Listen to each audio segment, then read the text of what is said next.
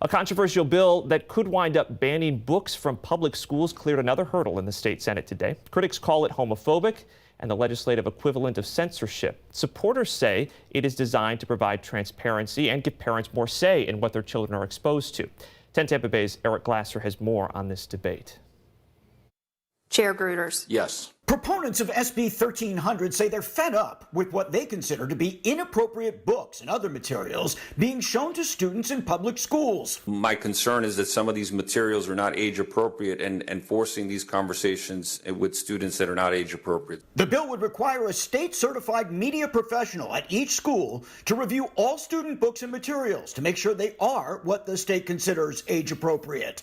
Elementary schools would then have to post that list online. Principals would be required to collect and document any complaints, forwarding them to the State Department of Education. The purpose of the bill is to create transparency in the process. It's not to censor anything. Alex is both a boy and a girl. The Senate Education Committee heard from parents who talked about books, lessons, and videos some considered inappropriate. Some of the books that we've come across are deeply concerning. They were showing LGBTQ cartoon videos to the kids. It was never disclosed to the parents. We have porn, we have critical race, we have gender confusion, and other objectionable materials in our schools. But other speakers and some state senators found those remarks offensive. Because the reality is there are transgender kids. If you want them insulated so much that they shouldn't learn about the outside world, then you should homeschool them. I'm very concerned that this is the slippery slope of censorship.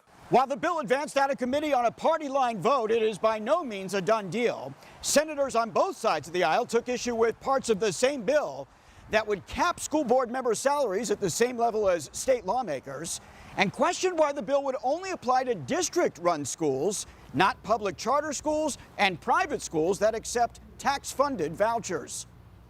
All right, so let's take a deeper dive into this bill and what it means. Senator Gruters says its purpose is about transparency, not to censor anything, end quote. So, is it considered censorship to ban certain books, for example, that feature LGBTQ people? Well, the Supreme Court case Miller versus California finds that although censorship violates the First Amendment right to free speech, some restrictions are constitutionally allowed. This depends on what's called community standards, which evaluate whether materials are obscene, pornographic, or lack serious value.